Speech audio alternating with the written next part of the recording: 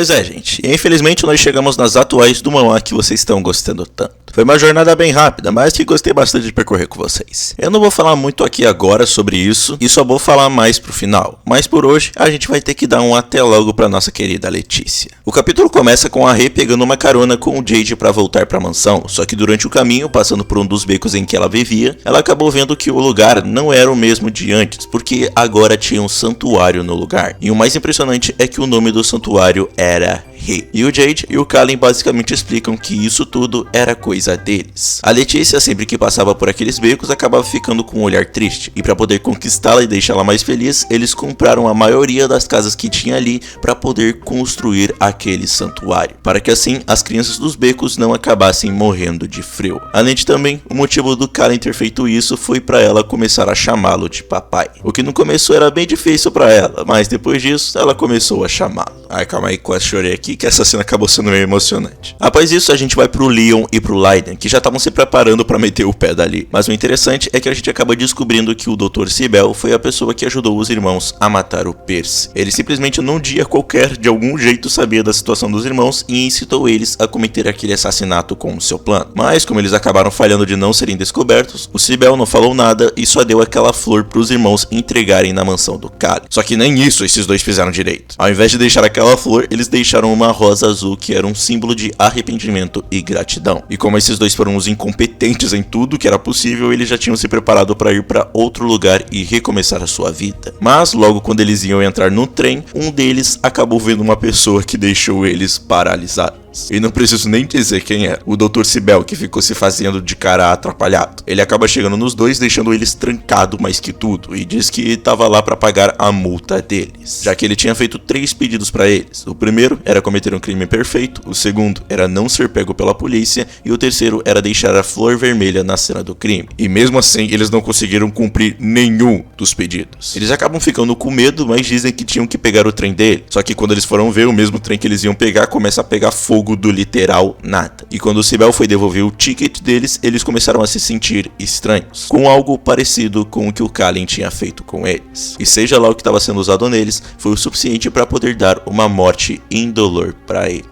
Enquanto o Sibel, ele saía todo triunfante. Tendo um breve time skip, depois de toda aquela confusão, a Letícia, que ainda estudava dentro da casa, estava precisando fazer uma poesia porque era o dever de casa dela. E depois de uma sugestão do Shion, ela conseguiu fazer. O problema vinha depois. Acontece que o Shion tentou o máximo possível não deixar que o Kallen e o Jade vissem aquela poesia. Mas acontece que mesmo indo contra as ordens dele, os dois acabaram vendo a poesia, que era cheia de onomatopeia e era bem coisa de criança mesmo. Porém, esses dois acabaram levando essa poesia a sério demais, literalmente endeusando tudo que ela tinha escrito naquilo. Esses dois malucos até mesmo colocaram magia de preservação na poesia só pra não estragar. Cara, magia de preservação numa poesia de uma criança, velho. O Shion até tentou impedir esses dois maníacos de não deixar a Letícia saber disso, mas infelizmente essa tentativa foi em vão, porque a Letícia logo acabou descobrindo que eles leram a poesia dela, e ela ficou um pouquinho irritada, e principalmente morrendo de vergonha. Ela chegou até mesmo a se trancar no quarto enquanto tinha um ataque. Mas para poder se reconciliar com ela, o Kallen atrai ela para fora do quarto para falar com ela sobre a escola. O que ele explica que por conta da família dele ser muito pica, ela podia facilmente entrar nesses 2 últimos meses de aula que ia ter, para no ano que vem ela decidir se vai estudar lá ou não. Mas a Letícia disse que não ia enquanto ele não se desculpasse por ter lido a poesia, o que foi algo inesperado para ele, porque ele nunca pediu desculpa para uma pessoa. Mas já que o assunto era a Letícia, ele se desculpou sem nenhuma dificuldade com ela.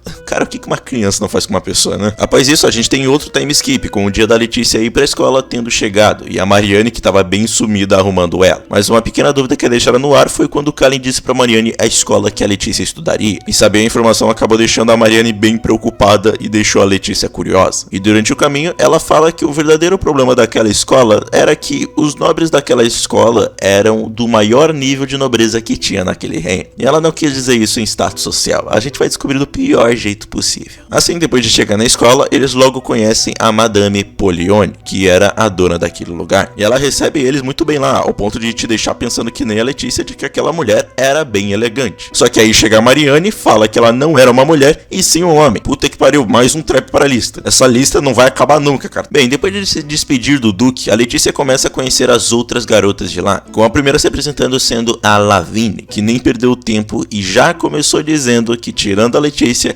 todas dali eram as futuras líderes da sociedade. E diferente dela, elas eram filhas de sangue de nobres. Mas mesmo sendo uma nobre, ela seria generosa o suficiente para contar para ela sobre uma peça que seria apresentada no Palácio Real. E como ela entrou muito tarde, ela não poderia participar dessa festa. Mas a Letícia, que estava tentando e muito se enturmar, disse que, se possível, ela poderia editar o script. Mas é criança nobre e arrogante que a gente tá falando, então não seria tão fácil assim. Elas até fizeram uma rodinha para conversar sobre o que fazer, e elas ficaram bastante tempo nisso. E quando elas terminaram de falar, a Lavigne falou que elas não podiam simplesmente do nada se tornarem amigas da Letícia. Então, para que elas se tornassem amigas, a Letícia deveria fazer a parte dela para assim elas começarem uma amizade. E a parte dela seria várias coisas humilhantes, desde dar presentes para ela com algo escrito, até mesmo a fazer o que elas pedirem sem reclamar. Então, vendo que não adiantava mais tentar ser amigas dela, a Letícia simplesmente dispensa elas educadamente, já que o que ela queria era ser amiga delas, e não uma subordinada. E no fim ela viu que não ia adiantar tentar dar uma de bonzinha. Então, quando o Kallen foi buscá-la, ela, claro, não estava muito bem, ela estava com uma cara muito ruim. E o Kallen, já pronto para fazer uma chacina daquela escola, pergunta o que estava acontecendo. E deixando bastante coisa de fora, ela diz que as amigas dela falaram sobre uma festa do chá que elas vão levar os bichinhos de estimação delas. E como ela não tinha um bichinho, ela não poderia participar. Mas o que esse carinha não faz pela sua filha, né? No dia da festa do chá, ele apresentou um bichinho que ela poderia levar. E pela reação dela, não era um bicho comum, não. Ah, e também tinha o Jade, que ia junto com ela, que tava com uma roupa extravagante, até demais pra uma simples festinha. E quando eles pisaram no lugar com o bicho deles, todos os outros animais pequenininhos dali meteram o pé na mesma hora que viram aquela coisa. E aí tu pergunta, que tipo de monstruosidade ela acabou levando pra aquela festa? O bicho não era nada mais e nada menos do que um fodendo leão gigantesco. E aí tu entende completamente o espanto dos animais e também das crianças, porque qualquer coisa que elas fizerem de errado vai ser só uma mordida na cabeça. O Jade, que era o que tava mais afim de espalhar o caos, chega dizendo que aquela festa era bem decepcionante. E só de olhar pra ele, a Lavigne já se apaixonou automaticamente pelo garoto. Ela disse pra ele que até tentou ser amiga da Letícia, mas ela tinha recusado. Mas já sabendo exatamente o que estava acontecendo, o Jade só chega perto dela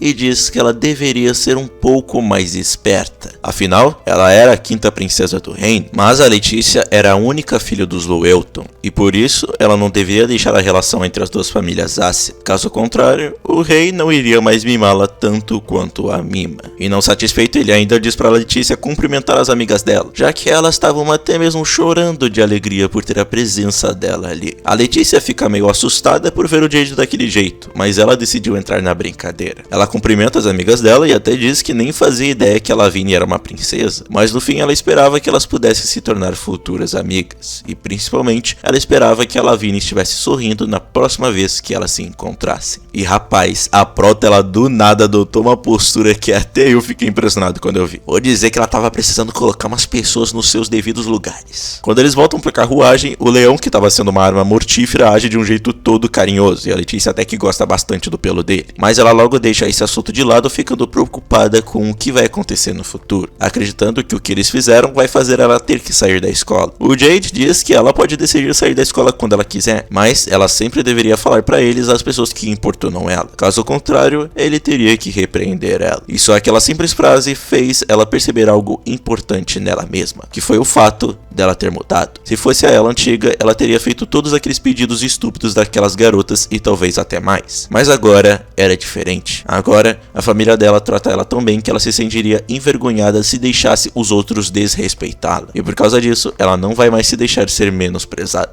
e por isso talvez esse seja o verdadeiro milagre daquele inverno. E com isso nós finalmente chegamos no capítulo 40, que é o capítulo que o Manhwa parou. Infelizmente ele está em hiato desde o início de 2022 e até hoje não tem nenhuma pista sobre a volta dele, o que infelizmente mostra que eles não devem voltar tão cedo assim. Mas enfim, gente, eu gostei bastante de trazer esse quadro pro canal. Além de me divertir, ele também trouxe bastante resultado. Então diga aí nos comentários outros manhwas que vocês querem que eu traga. Mas enfim, o que vocês acharam desse manhwa? Comentem porque eu vou querer saber, viu? Então se você é novo no canal, por favor, se inscreve, ative o sininho para não perder mais nenhum vídeo e também deixa o teu like que ele vai ajudar bastante. E então, até o próximo vídeo.